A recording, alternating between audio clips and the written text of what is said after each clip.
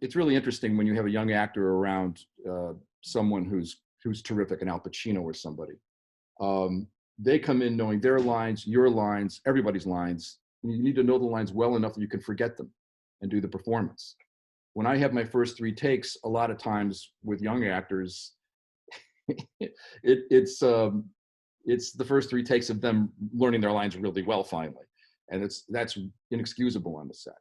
So we can really have fun with a scene if they're prepared, if we've already had some time to talk about characters. I believe in rehearsal, not the kind of rehearsals we do in theater because film actors would flip out. I mean, we rehearse for 2 months to do a play for 2 weeks, but just to have hours and get them together to read the scene. People don't realize that it's a luxury these days to have your lead actors just, I do what I call tea time rehearsals. It's fun. It's not more than an hour. Any film actor can get into it, and we get a feeling for the scene and the hooks, I call the hooks in the scene, what we're really trying to achieve in that scene. And I have time in those rehearsals to do the campfire story that we need for each of those scenes, where the character is really at and what's happening.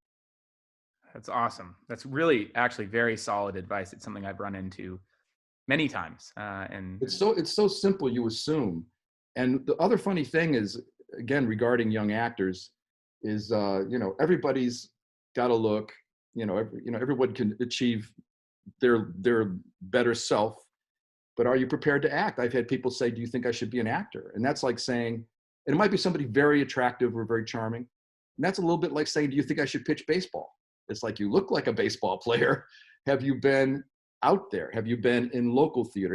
Have you been doing things on your iPhone? Have you, whatever your performance level is, have you been out there doing it? Or did you expect to come in here looking great and charming out of nowhere? And it's quite a big difference when you see, first time I met Chris Hemsworth was right when he'd come from Australia. He hadn't done any work in America yet, but he'd done Australia TV.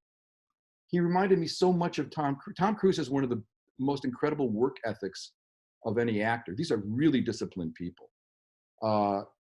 And Chris's discipline.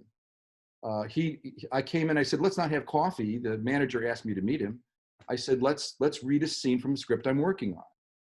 And I sent him the pages. I said, it's cold reading. You don't have to learn it. And let's just meet each other by playing around with the scene. I'll probably end up with a better scene from working with you on it. And he came in like he was ready for shooting. He knew, just as I said, he knew his lines. He knew the girls' lines. He headed backwards and forwards when I just expected a casual reading off the page to get to know him.